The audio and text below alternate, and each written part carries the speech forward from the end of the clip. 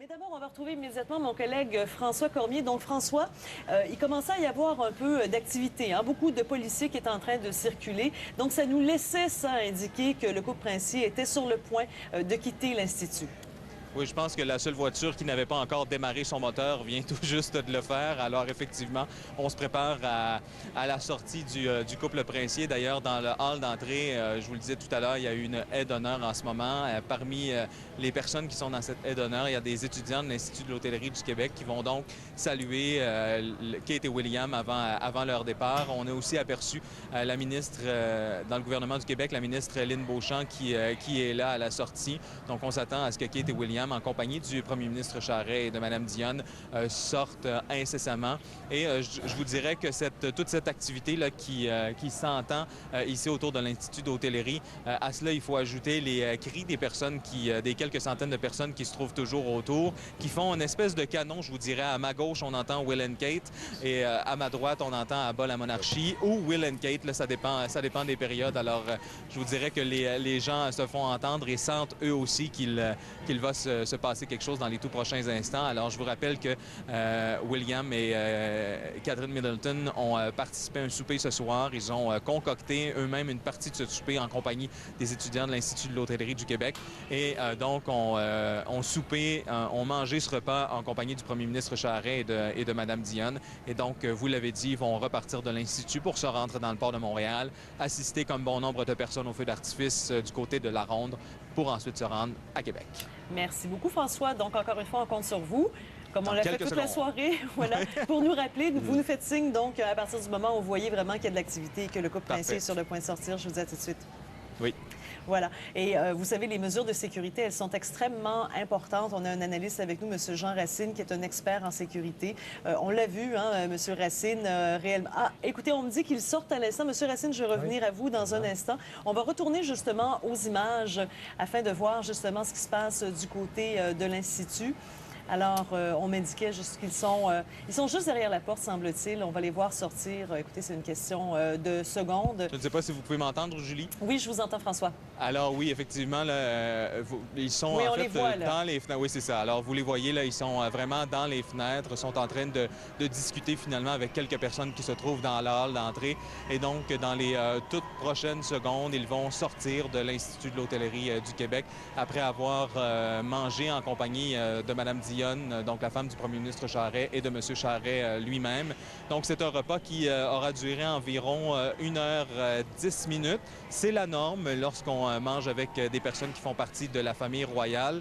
Ce qu'on lisait dans les documents du protocole, c'est que normalement, un repas en compagnie d'un membre de la famille royale dure environ 1h45, c'est-à-dire environ 30 minutes de discours ou de cocktail, et ensuite 1h15 de repas. Donc le repas a environ duré 1h10.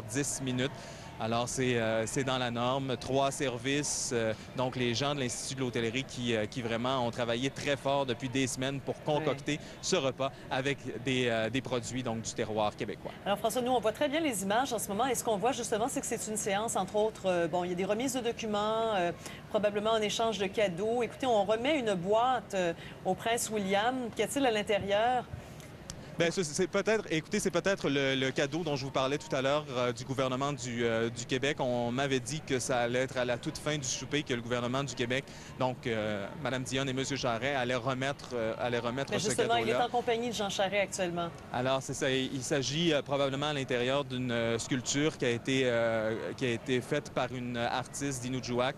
Et donc, on a aussi décidé de remettre un don aux œuvres Jean Lafrance du côté de Québec, un don de 10 000 $. Les œuvres Jean Lafrance qui s'occupent de jeunes qui veulent se réinsérer, de jeunes qui ont éprouvé des difficultés dans leur jeunesse, qui ont maintenant plus de 15 ans et qui veulent vraiment s'en sortir. Alors, puisque ce voyage, vous le savez, est un des thèmes de ce voyage, bien, c'est la jeunesse. Alors, le gouvernement du Québec a décidé de faire un don à un organisme qui aide justement les jeunes. Donc, ce sont probablement les 2 cadeaux que le prince William et Kate Middleton sont en train d'ouvrir en ce moment. J'aimerais signaler pour le bénéfice des téléspectateurs que la dame qu'on voit de dos avec un chandail noir, c'est la ministre Lynne Beauchamp. Donc, elle vient tout juste de serrer la main à Kate Middleton et au prince William, qui, eux, maintenant, se déplacent vers la porte extérieure. Vous devez très bien les voir, François. Alors, c'est d'abord... Je les vois très bien. Alors, on entend la foule aussi, là. On entend, oui, les huées maintenant qui se font entendre beaucoup plus que les applaudissements, mais quand même, je dois vous mentionner qu'il y a des applaudissements. Donc, vous avez vu le prince William et Catherine Middleton qui se sont engouffrés dans la voiture assez rapidement. Ils vont donc se rendre en quelques minutes à peine du côté du Vieux-Port. Il n'était pas question de faire de bain de foule au Québec. On nous disait qu'il y en aurait peut-être, mais que tout portait à croire qu'il n'y en aurait pas, dû évidemment aux manifestations qui ont eu lieu donc du côté de l'hôpital Sainte-Justine et ici du côté de l'Institut de l'hôtellerie du Québec. Alors, on ne voulait pas prendre de risques et effectivement, si le couple royal était allé du côté là-bas pour serrer des mains, assurément qu'ils auraient croisé des manifestants. Alors, pour une question de sécurité, ça n'aurait probablement pas été une bonne idée. Et de l'autre côté, même si ce sont davantage des admirateurs qui se trouvent là, je dois vous avouer que ça aurait été peut-être un peu loin. Donc, voilà le convoi qui s'en va. On parle d'une dizaine de voitures, des voitures pour la plupart banalisées de la Gendarmerie royale du Canada, des services de sécurité, mais il y a également des policiers à moto du service de police de Montréal qui les accompagnent et également une voiture aux couleurs de la Gendarmerie royale du Canada. Alors, on a barré quelques rues dans le centre-ville de Montréal, vraiment quelques rues pour quelques minutes à peine pour leur permettre de se rendre sans problème et à toute allure, évidemment, dans le Vieux-Port de Montréal parce qu'ils ont un bateau à prendre, vous l'avez dit, pour se rendre du côté de Québec et ne pas manquer les feux d'artifice. Voilà. Alors, François, on va vous laisser rencontrer justement les gens qui ont eu la chance de rencontrer Kate et William, les jeunes qui leur ont donné cet atelier de cuisine. Et puis, vous nous reviendrez un petit peu plus tard avec leur réaction. À tantôt. Merci. Et moi, je poursuis maintenant avec nos invités. Donc, M. Racine, j'étais rendu à vous. On avait parlé de sécurité. Alors, on l'a vu, encore une fois, pas de bain de foule ici. Cependant, il y avait deux scénarios ce soir. François Cormier nous l'avait expliqué un petit peu plus tôt. Ils auraient pu utiliser une sortie à l'intérieur du garage de l'Institut, justement même pour éviter d'avoir ce contact avec les manifestants, même si c'est un contact de loin. Et on voit bien, vous nous avez dit, il y a toujours une partie d'improvisation. Donc, on a décidé, au contraire, de les faire ressortir par la porte d'entrée principale. Absolument. C'est toujours évalué en fonction de la situation présente, mais il faut dire que dans tout plan de sécurité, il y a plus qu'une sortie, il y a plus qu'une entrée. On ne peut pas admettre un cul-de-sac. Il faut toujours une solution alternative. On ne peut jamais rester pris dans un édifice sans aucune sortie. Il est obligé de planifier ça, même avec des moyens différents s'il le faut. Fait que ça a été, on réalise que c'est quand même une très grosse sécurité. Mais j'aimerais ajouter un point. On ne connaît pas la menace que la GRC a eue, mais on sent un mouvement anti-royaliste chez certaines parties des Canadiens et des Québécois, mais c'est pas unique. Je veux dire, ça se reproduit ailleurs et ils doivent tenir compte des menaces qui peuvent venir aussi de l'extérieur.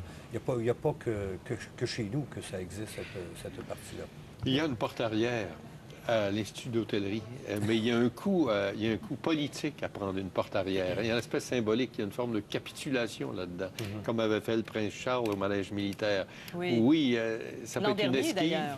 Oui, il y a un an et demi, à peu près, là. C'est comme une forme d'esquive.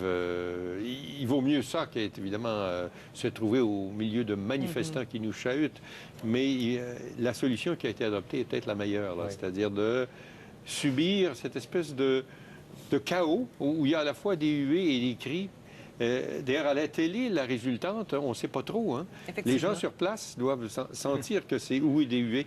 Mais en ce qui concerne le public, de loin, on a l'impression que tout ça se confond et on ne sait pas trop si c'est des applaudissements ou des... Effectivement, parce qu'on entend simplement une huée, en fait, générale. Un cri, tout simplement. Tout à fait. Alors, ça peut être d'enthousiasme ou ça peut être des gens qui sont mécontents. C'est difficile à dire. François Cormier est toujours sur place. François, vous êtes avec, on va l'appeler un des chanceux. Oui, un des chanceux qui a rencontré donc le couple royal ce soir, Pasquale Vary, qui donc est professeur à l'Institut de tourisme et de l'hôtellerie du Québec. Comment s'est passée votre soirée? Superbe. Ils sont arrivés dans l'atelier et nous, on se tendait avec mes deux collègues, Jean-Louis, Yves Petit et moi-même, on voulait qu'ils s'amusent. Donc, tout de suite en arrivant, on a senti un petit peu, bon, ils ont mis leur veste et ça va... Vous avez peur? Non, c'est comme ils ne savaient pas dans quoi ils s'embarquaient. Et là, tout de suite, le duc, pouf, il s'est laissé aller. Et ça a comme crié la soirée et nous, on a eu du fun, on a échangé. Personne n'était coincé, on n'était pas pris, on s'est amusé, ils ont participé, ils ont coupé, ils ont taillé, ils ont sauté, ça a super bien été. L'objectif dans l'atelier, c'était qu'ils s'amusent et je crois qu'on a réalisé ça à 100%. Entre vous et moi, il n'y a personne qui nous écoute. Qui a le plus de talent? Bof. Honnêtement, le Duc, tout de suite, je lui disais quelque chose. Bon, là, il faut plier l'appareil à souffler. Il savait qu'est-ce que c'était. Il savait comment le faire. Toutes les techniques qu'il connaissait. Bon, il manquait un tout petit peu de pratique, mais tout de suite, on le corrigeait un tout petit peu et ça allait très, très bien. Même la duchesse, à un moment donné, elle n'avait pas peur de toucher à la viande, d'aller, on coupe et let's go, de vraiment se mettre les mains à la pâte, là. Qu'est-ce que vous leur avez montré exactement? On leur a monté tous les points critiques, les éléments critiques du menu de ce soir. Comment dresser des canapés, la finition et tout, des canapés, le souffler, comment plier l'appareil ensemble, comment mouler, comment garnir l'assiette, la cuisson aussi. Le Duc a même réalisé son soufflet un tout petit peu mieux que notre premier ministre. Donc, dans la cuisine, bon, il y avait un petit genre de mini-guerre là. Ça s'est super bien passé. Est-ce que ça s'est déroulé en majorité en anglais ou vous avez eu l'occasion de parler en français? Non, ça se parlait aussi en français. Eux, ils nous ont adressé le mot en français. Nous, on répondait en français. Quand ils nous parlaient en anglais, on leur répondait en anglais. Il faisait l'effort. À chaque fois qu'il pouvait, il disait « Ah, c'est bon, c'est bien, merci ». Je crois que c'était peut-être environ 40% en français, 60% en anglais. Il y a un de vos collègues cette semaine qui nous disait que vous aviez eu un petit cours de protocole aussi avant de les rencontrer. Est-ce qu'on vous a montré plusieurs choses dans ce cours de protocole-là? Est-ce que c'était très compliqué de préparer cet atelier-là au niveau du protocole et les choses à respecter?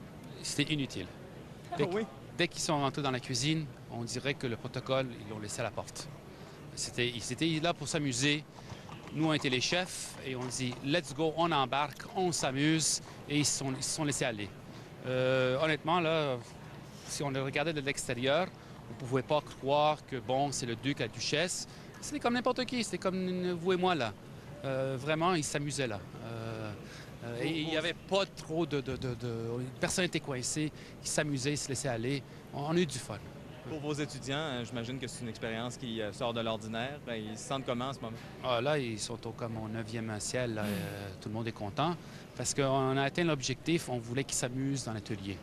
Oui, après, bon, ils ont eu un repas, c'était bien, c'était bon et tout. Mais l'objectif essentiel, c'était qu'on voulait montrer que quand on cuisine, on s'amuse.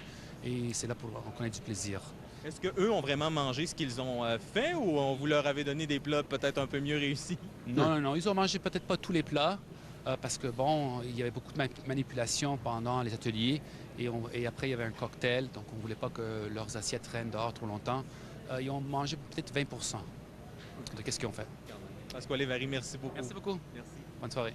Alors voilà, Julie, donc des professeurs et des étudiants qui semblent assez satisfaits de leur expérience. Oui, et c'est extrêmement intéressant d'entendre que le protocole a été laissé à la porte d'ailleurs, alors qu'on sait très bien que tous ces jeunes gens, ces étudiants, ils ont dû travailler très fort pour être à la hauteur justement des exigences du protocole. Alors ils devaient être drôlement soulagés aussi.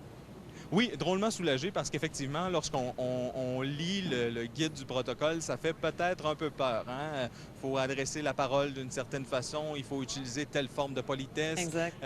Il faut attendre, il ne faut pas serrer la main nécessairement, il faut attendre que la personne signifie de façon très claire qu'elle veut nous tendre la main avant de lui serrer la main. Il faut hocher la tête, faire une révérence. Donc, ce sont toutes des règles qu'on a dictées qu'on a montrées à ces gens-là un peu plus tôt cette semaine. Et donc, vous l'avez entendu, M. Vary a dit le protocole, finalement, n'a pas vraiment eu d'importance. Exactement. François, il y a un pâtissier, semble-t-il, qui vous attend, qui voudrait lui aussi vous raconter son expérience parce qu'il faisait partie de la table des desserts. Donc, on a des collègues qui vont vous aider à le retrouver. Oui, moi, je vais aller le voir dans quelques instants. Puis on vous attend. Faites-nous signe encore une fois. Merci, François.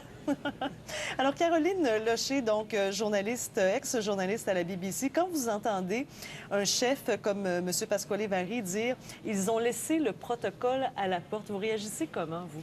Bien, c'est clair qu'on a droit à vraiment un grand changement, je pense, à l'image de la monarchie, parce que on sait que quand la reine vient et quand son fils, le prince Charles, vient avec Camilla, le protocole est vraiment respectée, et respectée à la lettre. Et là, ici, on a le droit à vraiment 2 jeunes qui veulent être proches du peuple, qui veulent être le plus naturel possible. Et je pense qu'on va certainement le voir dans les sondages. L'image de la monarchie va être aussi redorée grâce à ça. Et François le disait d'ailleurs, au début, ils ont été un peu surpris quand ils ont vu les grands tabliers blancs, là, ces grandes vestes qu'on leur a fait endosser. Et c'est peut-être ça, finalement, qui a un peu cassé le protocole, parce qu'une fois qu'on ne voit plus votre belle robe de designer, une fois qu'on ne voit plus votre beau veston, et que finalement, vous portez un costume exactement comme tous les jeunes autour de vous et les enseignants qui sont là, il n'y a plus de hiérarchie à ce moment-là. Ça aide absolument. Puis c'est quand même drôle à dire qu'il n'y a plus de hiérarchie parce que c'est quand même le futur roi. Mais je pense qu'ils aiment se prêter à ce jeu-là. Ils ont eu beaucoup de plaisir. C'est vrai qu'on a rarement vu Catherine Middleton comme ça dans quelque chose qui est si peu fait pour ses formes, etc. Donc c'est nouveau. Puis ça va être intéressant de voir comment le public va réagir à cette nouveauté. Ils n'ont qu'à suivre leur curiosité. Et en cela, c'est des gens modernes. C'est-à-dire que dans la façon habituelle d'un monarque de se comporter, il se tient à distance d'une situation comme celle-là. Il attend qu'on lui montre les choses.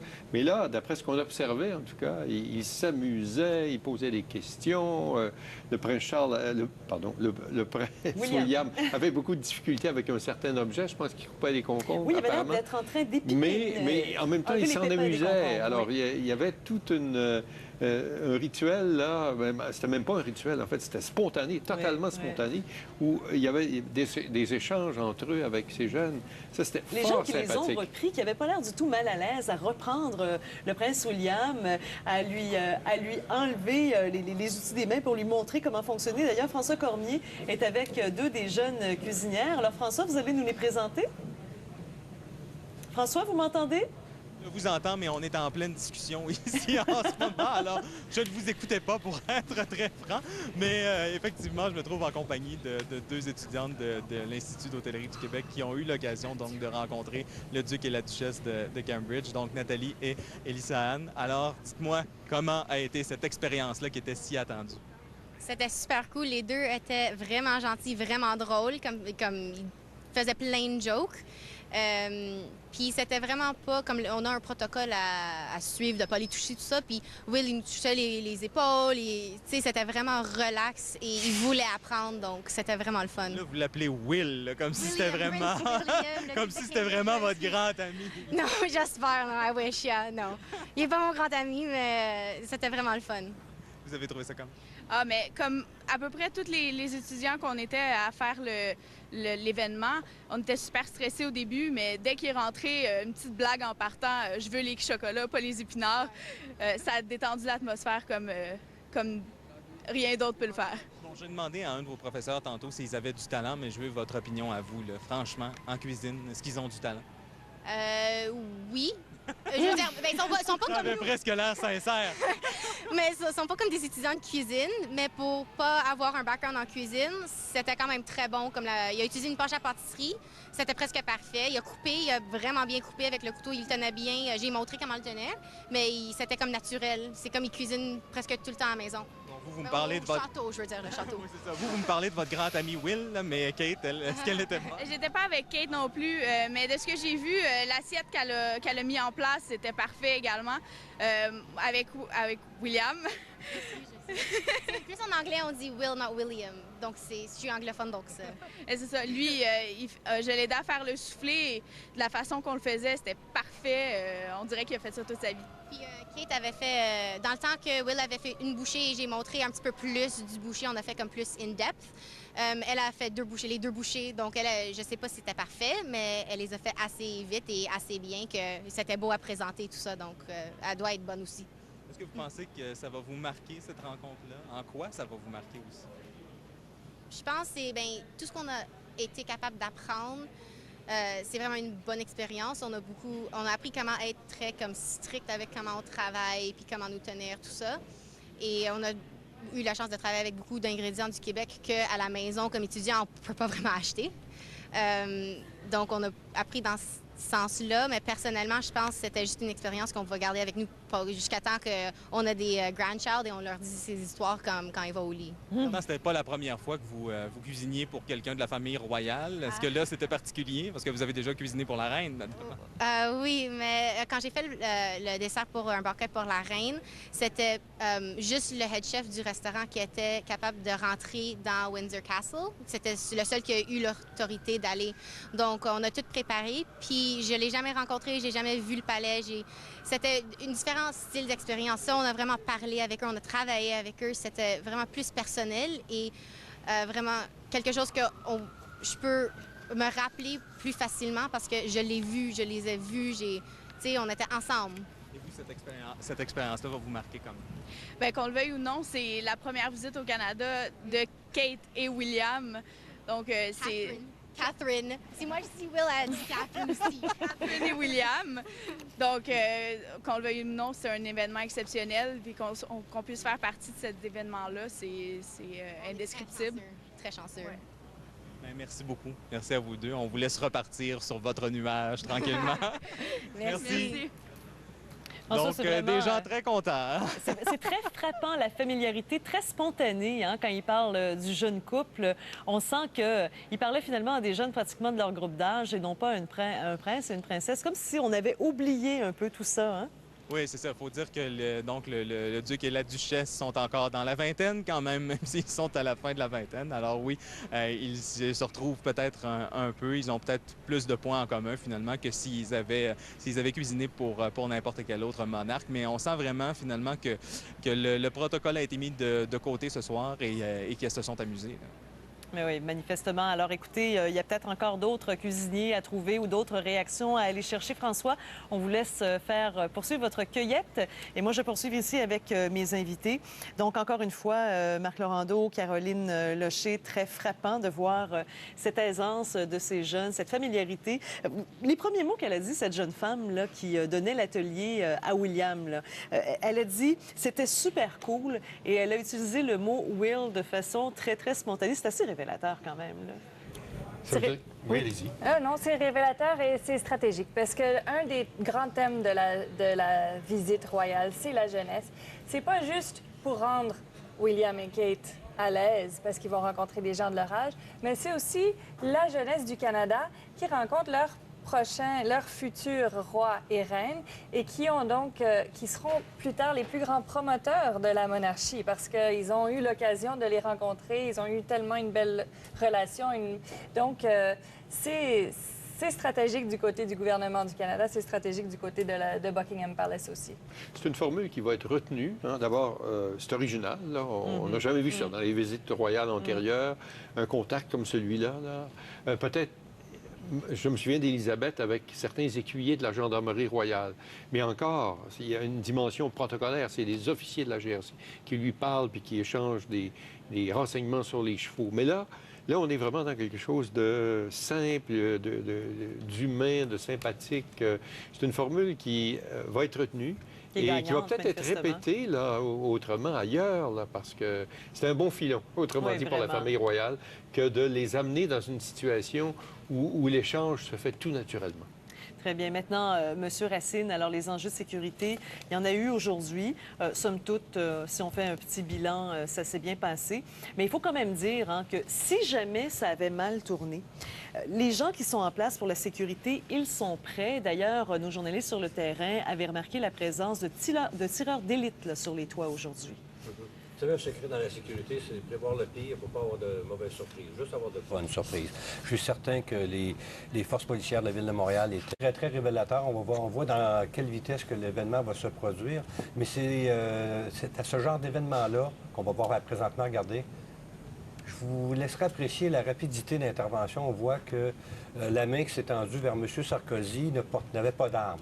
Mais automatiquement, sa sécurité l'a éloigné de la menace. Alors, c'est ça qu'on voulait éviter. C'est des choses comme ça, des gestes disgracieux comme ça qu'on voulait éviter. Exactement. Et tout de suite, vous avez une position, regardez, on protège le président en se plaçant entre la menace et lui-même et du côté de la foule. Automatiquement, il y a eu l'arrestation. Donc, ces gens-là sont formés pour réagir très, très, très rapidement des cas de menace. Et je suis sûr que chacun des gardes du corps était prêt, il connaissait sa position et son travail à faire pour là-dessus. Donc, ça amène énormément d'attention et de pratique même pour faire ces choses-là. Mais ils pouvaient s'attendre à ça n'importe quand. Et la visite n'est pas finie encore. Alors, sur le plan de l'image, il y avait plusieurs défis aujourd'hui. Alors, on l'a souvent mentionné depuis le début de cette tournée canadienne de William et Kate. Il y a cette volonté de vouloir rajeunir l'image de la monarchie. Mais Caroline Locher, il fallait aussi, et ça, c'était le défi particulier ici qui commence au Québec, qui commence avec la ville de Montréal, c'était de voir, mais comment les gens qui dénoncent la monarchie, comment les souverainistes, les indépendants, il y a plusieurs groupes aujourd'hui. Il y avait Réseau Résistance du Québécois, il y avait Cap sur l'indépendance. En fait, il y en a eu quelques-uns comme ça. Comment est-ce que ces gens-là vont se comporter et quelles images les médias vont en conserver? Quelle perception la population va en conserver? Quel bilan vous tracez de cette journée aujourd'hui? Jusqu'ici, je pense que les manifestants se sont comportés de façon exemplaire. Ils ont réussi à passer leur message. C'est leur droit de manifester, c'est leur droit d'être contre la monarchie. Ils ont hué assez fort pour se faire entendre. Mais on n'a eu aucune violence, aucun même, semblerait-il, risque. Et tout s'est fait vraiment dans la paix. Et je pense que c'était leur objectif aussi, c'est de faire passer leur message sans apporter cette image négative. Mais il aurait suffi d'un voyou qui s'était infiltré parmi eux pour que ça explose. Alors, je trouve qu'on a vraiment bien géré ça ici aujourd'hui. Il faut dire que le sentiment anti-monarchiste, ce n'est pas propre au Québec, parce que c'est quelque chose qu'on retrouve, Marc, aussi en Australie. On a même eu un référendum là-dessus. Et même en Angleterre, finalement, le berceau comme tel de la monarchie. Minoritaire, mais quand il même, existe en quand Angleterre. même. Il existe. Et ce qui s'est passé en Australie, c'est qu'il y a eu un référendum qui s'est tenu là-dessus, dans un premier temps, et le premier ministre qui l'avait déclenché a perdu le pouvoir. Si bien que le second, qui était en faveur de la monarchie, a reformulé la question de manière à ce qu'on perde. C'est-à-dire que le camp qui voulait s'affranchir de la monarchie perde. Mais ça n'est que partie remise, parce que le sentiment si vous voulez, c'est trop fort anti-monarchiste, mais le sentiment républicain. C'est... Deux petits garçons, c'est l'aîné qui va devenir le roi suivant. Mais s'ils ont d'abord une petite fille et ensuite un petit garçon, ce ne sera pas la fille qui va devenir reine, ça va être le deuxième garçon qui Avec deviendra toutes les roi. exceptions que ça comporte aussi, parce que le cas d'Élisabeth II, alors elle n'avait pas de frère, manifestement, et elle est devenue reine. Et c'est quand même très intéressant de voir que dans l'histoire de la monarchie en Angleterre, les femmes ont quand même joué un rôle extrêmement important. On se rappelle, en fait, on connaît l'histoire. Alors, on connaît Élisabeth Ier, là, et on parle ici 15e, 16e siècle. Par la suite, bon, la reine Élisabeth II, telle qu'on la connaît. Et j'aimerais apporter peut-être en fait, c'est une curiosité pour nos téléspectateurs. Il y a une autre Élisabeth qui est la mère d'Élisabeth II.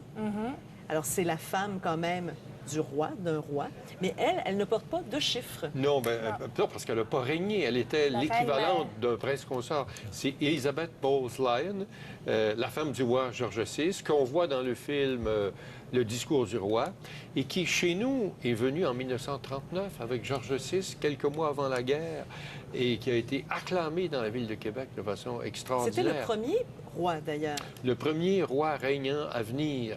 Et au Québec, c'est drôle parce que quand on regarde le sentiment anti-monarchiste aujourd'hui, il n'y avait pas ça là, en 1939. C'était le délire. C'était carrément le délire. Vous voyez, ça, c'est les images d'archives qu'on a actuellement. Donc, vous avez ici Élisabeth Bowes avec le roi George VI. Ils sont à bord d'un navire qui est un navire manifestement militaire aussi. Et ça, c'est leur arrivée à Québec. On reconnaît ici la terrasse du Frein. Donc, on est ici en 1939. Ils ont traversé à bord du Empress of Australia, si ma mémoire est fidèle. Et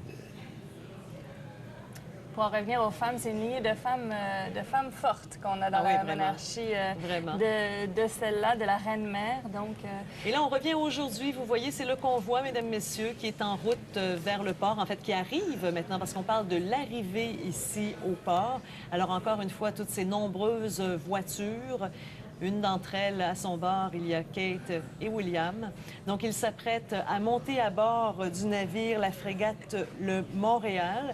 Monsieur, on a un expert ici, Jocelyn Nadeau. C'est un capitaine de corvette. Ça, c'est un grade, comme Monsieur Nadeau nous l'a expliqué, à l'intérieur de la marine. Parlez-nous un petit peu de la frégate le Montréal. On voit ce navire actuellement à l'écran. Donc, un navire de guerre.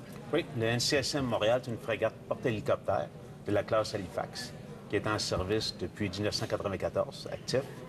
Elle est affectée à la Force maritime de l'Atlantique, basée à Halifax, en Nouvelle-Écosse, qui est venue pour embarquer le prince et la princesse pour retourner à Québec. C'est tout un honneur, d'ailleurs, pour l'équipage. Hein? Oui, c'est un grand honneur pour l'équipage. C'est pas tous les navires, les commandants qui peuvent dire qu'ils ont embarqué une royauté. Et l'année dernière, le Toronto qui avait la reine pour le 100e anniversaire de la marine. Puis cette année, le Montréal qui embarque le prince. Alors, comment ça va se passer à bord de la frégate pour le prince et la princesse? Mais pour l'embarquement, il y a un protocole naval qui est depuis des années. Puisque le prince n'est pas en uniforme, ils vont seulement siffler l'arrêt pour attirer l'attention des gens.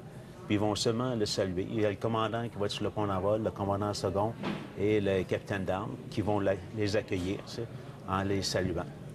Par la suite, ils vont procéder à la passerelle sur le pont extérieur pour pouvoir aller voir les feux d'artifice sur la passerelle. Les feux de la ronde, justement. Alors, on voit actuellement dans les images le prince William, sa conjointe Kate Middleton. Alors, évidemment, c'est le temps des au revoir aussi, hein, puisqu'il n'y a qu'eux qui vont monter à bord. Bien, il y a quelques personnes qui vont monter avec eux. Il y a un certain groupe rapproché, mais ils ne pouvaient pas monter tout l'entourage et les personnes responsables de la logistique du voyage, les escortes militaires. Ils vont être environ 8 personnes qui vont les accompagner. Naturellement, le navire a de l'espace restreint. Il n'y a pas des cabines supplémentaires pour les invités. Donc, où est-ce qu'on va les amener coucher? Mais le prince va coucher dans la cabine du commandant, qui a été aménagée pour eux. Qu'il y a eu un lit qui leur a été aménagé dans le salon du commandant. Les autres invités, il y a des officiers qui se sont probablement sacrifiés, qui ont offert leur cabine, qui vont partager d'autres cabines ou vont coucher sur des lits d'appoint. Malgré que près de la moitié de l'équipage va être de corps toute la nuit pour faire le transit pour aller à Québec, qu'il y a une rotation, il va toujours avoir du personnel au travail, donc ils vont se partager. Alors, on les voit justement franchir actuellement la petite passerelle là, pour monter à bord du navire. Alors, c'est les présentations. Ici, vous les connaissez, les gens? C'est le capitaine de frégate Brisson qui lui dit la bienvenue. Il présente son commandant second, c'est le capitaine de corvette Rodney Droggett. Et le capitaine d'armes, c'est premièrement de première classe, Jean Denis. Alors déjà, on voit le charme de Kate qui est en train d'opérer, manifestement. Magnifique sourire.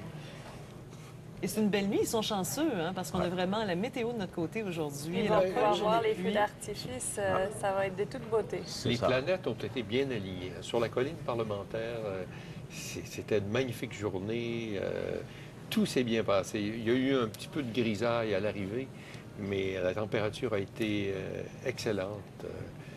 Et là, le fait de tomber en même temps que les feux d'artifice, ils ne pourront pas voir le festival de jazz pour les raisons qu'on connaît. Ils ne peuvent pas se coltailler à une foule, mais ils vont voir le feu d'artifice à bord de ce bateau, ce qui est intéressant. D'après ce que je vois, M. Nadeau, vous pourrez peut-être répondre à cette question-là. On a vu une espèce, comment dire, une sorte de toile extérieure, une petite tente là, qui a été aménagée. Finalement, c'est pour leur confort, ça? Non, c'est à l'intérieur du hangar pour l'hélicoptère. Ah, mais voyez, une chance qu'on a un expert, parce que je n'avais pas cru ce que c'était. C'était là pour, lorsque le navire est au quai, pour embellir un peu. On voit seulement que des outils, des attaches, des coffres d'outils. On met une tente à l'intérieur du hangar qui donne un cachet. C'est fait aux couleurs du navire, bleu et blanc. On a vu le logo du Montréal pour faire un peu plus joli. Et si on parle justement du navire comme tel, alors on va montrer maintenant une image qui nous montre un petit peu sa structure. Alors, il faut le dire, c'est un navire de guerre, donc il y a de l'armement là, à bord de ce navire. Oui. Bien, son armement, son canon de 57 mm. On voit le hangar. Présentement, c'est qu'est-ce que le rideau cachait. Les tuyaux, les cylindres, de l'équipement, c'est les pièces de rechange qui sont cachées par le rideau. Et ça peut être aussi un porte-hélicoptère, ce navire? Oui, c'est un porte-hélicoptère qui peut transporter un hélicoptère Cyclone. Combien de personnes à bord? Présentement, ils ont 220 personnes à bord, peuvent accommoder 225 membres d'équipage, officiers et tout. Et là, alors, va commencer cette croisière maintenant sur le fleuve après avoir observé les feux d'artifice. Donc, cette croisière, elle va prendre combien de temps? Combien de temps ça met? Ça prend un bateau de ce type-là pour partir de Montréal et se rendre jusqu'à la ville de Québec? Mais le temps, il pourrait le faire rapidement, parce que le bateau peut aller à une vitesse de plus de 30 nœuds, c'est presque 50 quelques kilomètres à l'heure. Par contre, ils doivent respecter les limites de vitesse du fleuve Saint-Laurent. Il y a la profondeur de l'eau qui donne une certaine restriction. Donc, le navire va procéder à une vitesse d'environ 11 nœuds, qui fait que ça va le prendre toute la nuit. C'est de 10h30 pour arriver vers 7h30 dans les approches du port de Québec pour être accosté vers 8h. Vers 8 heures. Et on sait que demain matin, donc, il y aura une cérémonie religieuse, une célébration, finalement. Ça va se passer à bord de la frégate, cette célébration. Le plan, s'il fait beau à Québec, la météo à long terme du météorologue du navire disait que c'était pour faire beau, ça va être fait sur le pont d'envol, avec les membres d'équipage qui vont participer à la cérémonie religieuse. Si la température est inclémente, ils vont faire le service religieux dans le hangar, où ce qu'on a vu, qui vont placer des chaises, qui vont aller chercher des chaises partout dans le bateau, dans les cabines, les bureaux, pour amener les chaises, pour que tout le monde puisse être assis pour le service religieux. Est-ce qu'ils vont prendre leur petit déjeuner à bord aussi? Oui, bien, ils vont être à bord jusqu'après le service religieux. Que dans la cabine du commandant, il y a une cuisinette qui est affectée juste adjacente à la cabine. Puis ils vont manger la même chose que les membres d'équipage. Il y a un pâtissier à bord qui, normalement, la nuit, fait toujours des pâtisseries. Il va faire, puis certains qui vont faire un spécial pour la visite royale. Et le maître d'hôtel du commandant. Alors ça, c'est la salle à manger qu'on voit ici. C'est le salon où ils vont installer le lit. Ou derrière le rideau, c'est là que sont les cabines. Ça, c'est le comptoir de la salle à dîner. Oui, il y a un côté spartiate et dépouillé. Quel est l'intérêt, vous devez le savoir, l'intérêt à voyager sur un navire militaire plutôt que sur un navire civil de croisière? Je crois qu'il y a un peu de tradition probablement qui va avec la tradition navale, la tradition de la famille royale. C'est presque tous des officiers de la marine. Il y a un aspect de voyager à bord d'un navire de guerre qui donne une certaine sécurité, le confort du connu. C'est les traditions, surtout la marine canadienne, que nos traditions remontent beaucoup sur la marine britannique. Et une sécurité,